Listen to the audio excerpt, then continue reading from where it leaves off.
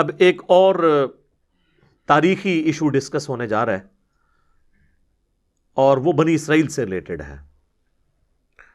سورہ آل عمران کی آیت نمبر 93 کے اندر چونکہ نبی علیہ السلام نے دعوت لانچ کی تھی تو آئے دن جو یہودی ہیں وہ مسلمانوں کو تنگ کرنے کے لیے عجیب و غریب قسم کے سوالات اٹھاتے رہتے تھے. جیسے یہاں پہ بھی لوگ چھوٹے چھوٹے فقہی مسئلے اٹھاتے ہیں، پوچھیے جی ذرا جا کے، ٹھیک ہے نا جی. تو یہودیوں نے ایک ایشو اٹھایا. مسند احمد میں ڈیٹیلڈ حدیث موجود ہے اسی کانٹیکسٹ کے اندر. یہ جو اگلی آیت آ رہی ہے، آیت نمبر 93 سورہ آل عمران کی، کہ حضرت اسرائیل علیہ السلام جو تھے، یعنی حضرت یعقوب بن اسحاق بن ابراہیم، اسرائیل ان کا لقب تھا. اسرائیل ہبرو لینگویج میں، عبرانی زبان میں کہتے ہیں اللہ کا بندہ. اسرائیل ویسے ایک ملک بھی ہے، وہ اسی نسبت سے بنا ہوا ہے. قرآن میں سورت بھی ہے، سورہ بنی اسرائیل. بنی اسرائیل، اسرائیل کی اولاد. تو حضرت یعقوب کے 12 بیٹے تھے، وہ بنی اسرائیل کہلاتے ہیں. حضرت یعقوب کا لقب تھا اسرائیل، اللہ کا بندہ. تو حضرت اسرائیل یعنی حضرت یعقوب بن اسحاق بن ابراہیم علیہم السلام اجمعین، ان کو کوئی عارضہ لاحق ہوا تو انہوں نے ایک منت مان لی کہ جب میں ٹھیک ہوں گا نا تو میں اپنی سب سے پسندیدہ چیز اپنے اوپر حرام کر لوں گا. اور 2 چیزیں انہوں نے اپنے اوپر حرام کر لی، ایک اونٹ کا گوشت اور ایک دودھ. ویسے ہماری شریعت میں تو اللہ تعالیٰ نے اس چیز کو ناپسند فرمایا. اب فائنل تو حکم یہی ہے. سورہ تحریم نہیں نازل ہوئی قرآن حکیم میں، پوری ڈیٹیل بخاری مسلم میں ہے، اور سورہ تحریم کا تو آغاز ہی سے ہو رہا ہے، اس کا نام ہی تحریم ہے. اے نبی، آپ نے اپنی بیویوں کی رضا جوئی کے لیے اپنے اوپر وہ چیز کیوں حرام کر لی ہے جو اللہ نے آپ کے لیے حلال کی تھی، یعنی شہد.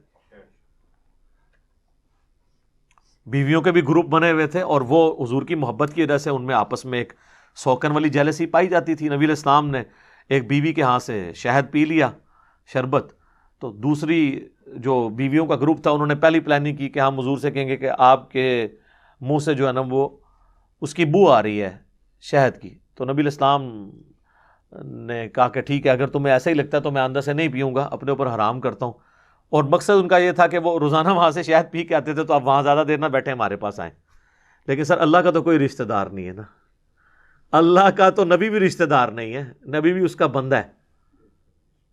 ٹھیک ہے، ادھر تو لوگوں نے اللہ سے رشتہ داریاں بنائی ہیں جی، اولیاء اللہ نے. تو کہ مطلب اللہ تعالیٰ کا کوئی رشتہ دار ہے، اولیاء اللہ ہو گیا تھے، کام چوک کے رکھے نہیں. تو قرآن میں سورہ تحریم کا نام ہی سورہ تحریم، اور سٹارٹ اس سے ہوا ہے کہ اے نبی، آپ اپنی بیویوں کی رضا جوئی کے لیے اس چیز کو حرام کر رہے ہیں جو اللہ نے آپ کے لیے حلال کی ہے. تو نبی علیہ السلام نے پھر اپنی قسم توڑی، قسم کا کفارہ ادا کیا. تو ہماری شریعت میں تو یہ مسئلہ بہت سخت ہے. اس زمانے میں جواز کی حد تک تھا، اور بھی کئی کام تھے. 2 بہنوں سے اکٹھا نکاح ہو سکتا تھا.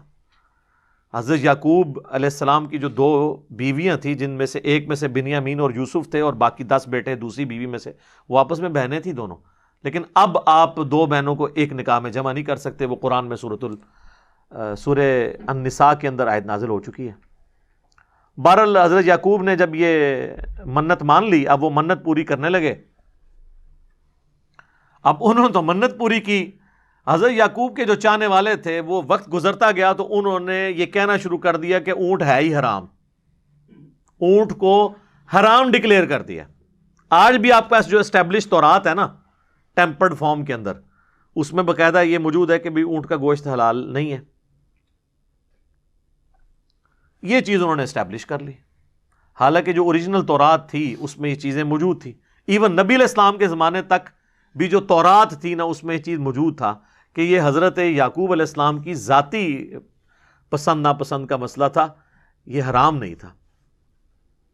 اب یہودی کیا کرتے تھے، مسلمانوں سے کہتے تھے تم تو اونٹ کو جائز سمجھتے ہو، ظاہر ہے بہیمۃ الانام ہے اور وہ مویشی ہے گھر میں پالے جانے والا، جس طرح کہ گائے ہے، بکری ہے، بھیڑ ہے، بھینس ہے اور اونٹ بھی. تو اگر تم کہتے ہو کہ ہم ابراہیمی دین پہ ہیں تو ابراہیمی دین کے اندر تو اونٹ حرام ہے، کیونکہ تم خود مانتے ہو کہ ابراہیم کے 2 بیٹے تھے، اسحاق اور اسماعیل. تو ہم بنی اسرائیل حضرت ابراہیم کی اولاد میں سے ہیں، ہم شریعت ابراہیمی کے اوپر ہیں. تو اگر یہ نبی ابراہیمی ہوتا تو اونٹ کو بھی حرام کرتا یہ. تو اللہ تعالیٰ نے پھر اس کا جواب دیا قرآن میں، کل الطعام کان حلا لبنی اسرائیل، ہر طرح کی جو حلال چیزیں کھانے کی ہیں نا وہ حلال ہی تھیں بنی اسرائیل پر، الا ما حرم اسرائیل علی نفسی، سوائے ان چیزوں کے جو اسرائیل یعنی حضرت یعقوب نے خود اپنے اوپر حرام کر لی تھی، من قبل ان تنزل التوراۃ، تورات کے نازل ہونے سے پہلے۔ جب تورات نازل ہوئی نا تو پھر اللہ تعالیٰ نے کہا یہ حلال و حرام کا مسئلہ نہیں تھا، اونٹ حلال ہے، کسی نبی کی پسند ناپسند یا اس کی منت ماننے سے کوئی چیز حرام نہیں ہو جاتی۔ سر نبی کی مرضی سے اگر کوئی حلال و حرام کا فیصلہ نہیں ہوتا تو بزرگ بابے کیسے فیصلہ کریں گے؟ اس لیے ہم کہتے ہیں دین آسمانوں سے نازل ہوا ہے، اس زمین کی چیز ہی نہیں ہے، یعنی دین کتابوں میں ہے۔ یعنی کہ مرنے سے پہلے اے مسلمان کر لے اس پہ غور، کتابوں کا خدا اور ہے، بابوں کا خدا اور۔ تو پھر جواب دیا گیا کہ یہ تو انہوں نے خود حرام کیا تھا، جب تورات نازل ہوئی تو کتابیں کیوں آتی تھیں، پیغمبر کیوں آتے تھے؟ کہ پیغمبروں کے ماننے والے نے جو دین میں خرابیاں داخل کی ہیں وہ نیا پیغمبر آ کے وہ خرابیاں دور کرتا تھا اور پھر دین صاف ستھرا ہو جاتا تھا۔ اس لیے کتابیں بھی تبدیل ہوتی تھیں، انبیاء کی جو تعلیمات ہیں وہ بھی ٹیمپر ہو جایا کرتی تھی، کیونکہ ٹینشن نہیں ہوتی تھی نیا پیغمبر آ کے اس کو درست کر دے گا۔ لیکن ختم نبوت کا تقاضا یہ ہے کہ یہ کتاب تبدیل نہ ہو۔ یہ وجہ ہے کہ قرآن محفوظ ہے اور باقی کتابیں محفوظ نہیں ہیں۔ وہاں محفوظ ہونا نہ ہونا فرق نہیں پڑتا تھا، لیکن قرآن اگر محفوظ نہیں رہتا نا تو اب پیغمبر تو کوئی آئے گا ہی نہیں، لہذا رسول اللہ کے بعد جتنے لوگ ہیں وہ تو قیامت دن کہہ سکتے ہیں کہ اللہ ہم تک تو دین ہی ٹیمپرڈ فارم میں پہنچا ہے، تو یہ گلہ آپ تو نہیں کر سکتے۔ اسی لیے پھر اللہ نے اس کی ذمہ داری خود لی، انا نحن نزلنا الذکر وانا لہ لحافظون، سورۃ الحجر آیت نمبر 9۔ بے شک اس الذکر قرآن یاد دہانی، اللہ کی یاد دلانے والی کتاب کو ہم نے نازل کیا، ہم ہی اس کی حفاظت کرنے والے ہیں۔ یہ ختم نبوت کی برکت ہے کہ قیامت تک کے لیے کتاب اللہ نے اپنے ذمے لے لی ہے۔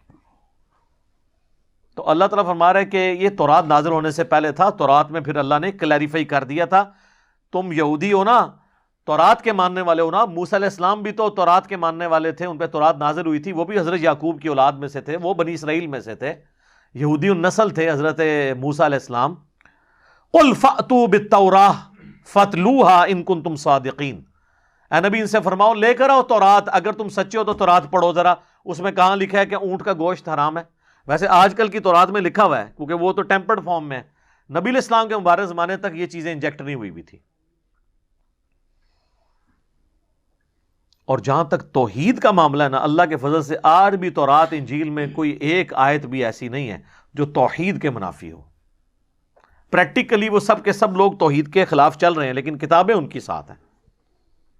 جس طرح پریکٹیکلی قرآن میں ایاک نعبد و ایاک نستعین لکھا ہے، اس کے باوجود پریکٹیکلی بابوں کو پکارا جا رہا ہے۔ کتابیں نہیں اس کو مانتی کہ آپ نے بابوں کو پکارنا ہے، کتابیں یہی کہتی ہیں کہ اللہ کو پکارنا ہے، بلکہ بابوں کو پکارنے والے بھی نماز میں اللہ ہی کو پکارتے ہیں۔ وہی جو نماز کے اندر عقیدہ ہے وہی باہر نکل کے بھی رکھو نا۔ تو اگر تم سچے ہو تو لاؤ تورات، اس میں پڑھو۔ پھر اللہ تعالیٰ نے اس پہ گاڑا فتویٰ لگایا، فَمَنِ افْتَرَىٰ عَلَى اللَّهِ الْكَذِبَ مِن بَعْدِ ذَلِكَ فَأُولَٰئِكَ هُمُ الظَّالِمُونَ، اب جو کوئی اس کے باوجود اللہ پر بہتان لگاتا ہے تو ایسے لوگ ہیں ظالم۔ قل صدق اللہ، اے نبی تم فرماؤ اللہ سچ فرماتا ہے۔ فاتبعوا ملت ابراہیم حنیفا، تو پیروی کرو ابراہیم کی جو سب سے ٹوٹ کر ایک اللہ کے ہو گئے تھے۔ یہ حنیفہ کا مطلب ہوتا ہے سب سے ٹوٹ کر ایک اللہ کا ہو جانے والا۔ وما کان من المشرکین، اور ابراہیم تو مشرک نہیں تھے۔ تم کہتے ہو ہم ابراہیمی ہیں، شرک کر رہے ہو تم یہود و نصارہ۔ تو ابراہیم کی تو بنیادی توحید تھی، تم نے حضرت عیسیٰ کے بارے میں ڈیوینٹی کلیم کر دی ہے، عیسائیوں نے، یہودیوں نے ڈیوینٹی کلیم کر دی ہے عزیر علیہ السلام کے بارے میں۔ تو تم کہاں سے پیغمبروں کے ماننے والے ہو گئے ہو؟ صرف نسبت لگانے سے ہو گئے ہو؟ ایسے نہیں ہوتا۔ اچھا یہاں پہ ایک میں کریٹیکل مسئلہ آپ کو بتا دوں۔ قرآن کی آیت واضح ثبوت ہے کہ آپ پرانی الہامی کتابوں سے بھی استفادہ کر سکتے ہیں، بشرطے کہ آپ کو یہود و نصارہ کو سمجھانے کی ضرورت پڑے۔ یہ ہر بندے کا کام نہیں ہے کہ تورات انجیل کھول کے پڑھنا شروع کر دے۔ وہ بندہ جس نے قرآن تو کھول کے پڑھا ہی نہیں، ابھی قرآن کے اندر کیا لکھا ہے، تو انہوں تورات انجیل کھول کے بیٹھے ہیں. ایسے بندے کو تو الٹا لٹکانا چاہیے. البتہ جو لوگ دعوت و تبلیغ کا کام کر رہے ہیں، جن کی ڈیبیٹس ہو جاتی ہیں، ویسے تو ہر مسلمان کو بڑا شوق ہوتا ہے ڈیبیٹ کرنے کا. باہر کے ملکوں میں جتنے لوگ گئے ہیں نا، وہ ہمیشہ اسی شوق میں پڑے رہتے ہیں کہ ہم نے ڈیبیٹ کرنی ہے. او بھائی قرآن پڑھو، اپنے عقیدے پہلے ٹھیک کرو، ڈیبیٹ تو اسی کرنی ہے. تہاڈی کمپیٹنسی نہیں ہے. بعض لوگ ایک حدیث کا سہارا لیتے ہیں جو سنن دارمی میں ہے کہ حضرت عمر کے ہاتھ میں نبی الاسلام نے ایک دفعہ تورات کے چند صفحے دیکھے تو آپ اتنا غصے میں آئے کہ آپ کا چہرہ مبارک سرخ ہو گیا، اور آپ نے فرمایا کہ قرآن کے بعد بھی، اور پھر فرمایا اگر آج موسیٰ بھی زندہ ہوتے تو میری پیروی کرتے. یہ حدیث اصول محدثین پہ ضعیف ہے. یہ مشکات المصابیح میں شروع میں موجود ہے، پہلی جلد میں، کتاب الاعتصام بالکتاب والسنہ چیپٹر میں اس پہ تحکیم لگی ہے. اور ویسے ہی قرآن کے خلاف ہے. قرآن تو ایسی بات نہیں کر رہا کہ تورات سے حوالہ دینا یہ کوئی گناہ کا کام ہے. تو نبی الاسلام کیسے اس پہ غصہ کھا سکتے تھے؟ نبی الاسلام تو خود اللہ تعالیٰ ان کو حکم دے رہا ہے. یہ دیکھیں نا، قل فأتوا بالتوراۃ فاتلوها، اے نبی ان سے کہو تورات لے کے آؤ، پڑھو، بتاؤ کہاں لکھا ہے. اس سے بھی بڑھ کے سورۃ الاحقاف کے سٹارٹ میں آتا ہے ایتونی بکتاب من قبل ھذا او اثارۃ من علم ان کنتم صادقین. اے نبی اگر یہ اس قرآن کو نہیں مان رہے، ان کو کہو اس قرآن سے پہلے جو تمہارے پاس اپنی کتابیں ہیں نا وہ لے کر آؤ، اور جو انبیاء کا علم تمہارے پاس چلتا آ رہا ہے وہ لے کر آؤ، اس سے مجھے بتاؤ کہ شرک کہاں ہے ان کتابوں میں شرک لکھا ہوا. شرک کے حوالے سے اللہ کے فضل سے تمام الہامی کتابیں ایک خدا کے ماننے کی طرف ترغیب دلاتی ہیں. ڈاکٹر ذاکر نائک نے ایک ویڈیو ریکارڈ کروائی تھی انگلش میں، بعد میں میرا خیال ہے اردو میں بھی انہوں نے کروائی ہے. Concept of God in all the religious scriptures of the world. دنیا میں جتنے بھی مذاہب ہیں ان کی کتابوں کے اندر کانسیپٹ کیا ہے گاڈ کا؟ ایک ہی خدا کا. ایون ہندوازم کی کتابوں میں ایک خدا، پارسیوں کی کتابوں میں ایک خدا، سکھ تو ایک خدا کی ماننے والے ہیں. آج کے جیوز بھی سب کے سب ایک خدا میں یقین رکھتے ہیں. وہ پرانے نبی الاسلام کے زمانے کے جیوز عزیر کو اللہ کا بیٹا کہتے تھے. آج کے جو جیوز ہیں وہ پکے مواحد ہیں اس کانسیپٹ کے پوائنٹ آف ویو سے. کرسچنز کی کتابیں میں کتنے کرسچنز مسلمان ہوئے ہیں اپنی انجیل پڑھ کے کہ اس میں جو خدا کا کانسیپٹ لکھا ہوا ہے ایک خدا کا، یہ معاملے پریکٹیکلی تو ایگزسٹ ہی نہیں کرتا. صرف مسلمان جو ہے وہ اس کانسیپٹ کو لے کے چل رہے ہیں. اور یہ بھی اللہ کا مسلمانوں پہ بڑا کرم ہے کہ ایز فار ایز توحید فی الذات از کنسرنڈ، تاحال امت مسلمہ شرک سے محفوظ ہے. صفات میں ضرور شرکیہ قاعدہ ہے، لیکن خدا کی ذات کے حوالے سے کسی نے شرک نہیں کیا. نبی علیہ السلام کو کبھی کسی نے اللہ کا بیٹا قرار نہیں دیا. ہر کوئی نماز میں پڑھتا ہے محمدن عبدہ و رسولہ. آپ کسی گزرے مسلمان جو قبر کے آگے بھی جا کے جھک رہے ہیں نا، اس سے بھی آپ جا کے ڈسکشن کریں نا کہ یہ خدا ہے یا خدا کا بیٹا، وہ کہے گا جی توبہ، اللہ کا بندہ ہے. اس لیول پہ مسلمان نہیں کبھی اترے. ہاں باقی وہ جو کچھ خرافات کر رہے ہیں وہ الگ بات ہے، لیکن توحید فی ذات جو ہے نا اس حوالے سے اللہ تعالیٰ کا خاص اس امت پہ کرم ہے، اور اس امت کا خمیر توحید سے اٹھا ہے. ان لوگوں کے اندر اس طرح کی خرابیاں آ گئیں تو اللہ تعالیٰ میں کہ ابراہیم کی پیروی کرو، وما کان من المشرکین، ابراہیم مشرک نہیں تھے.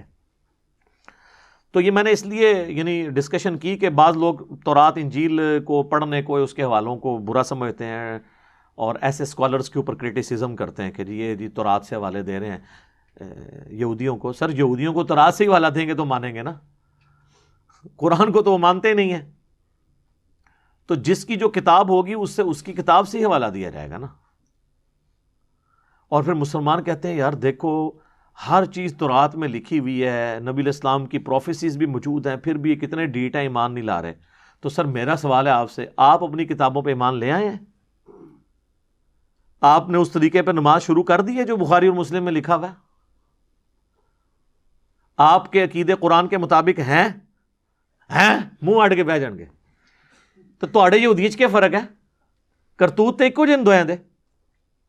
ہمارے حیدر نقوی بھائی ہیں، ایک بڑے ڈیسنٹ شیعہ عالم ہیں، انہوں نے بڑی پیاری بات کی. انہوں نے کہا کوئی غیر مسلم آپ کے پاس آئے اور وہ کہے کہ میں اسلام قبول کرنا چاہتا ہوں یا کر چکا ہوں، آپ مجھے بتائیں کہ مسلمانوں کی کون سی کتاب ہے کہ جس کو میں پڑھ کے اپنے عقیدے درست کر لوں کہ قیامت کے دن کی کامیابیاں میری مقدر ہو جائیں.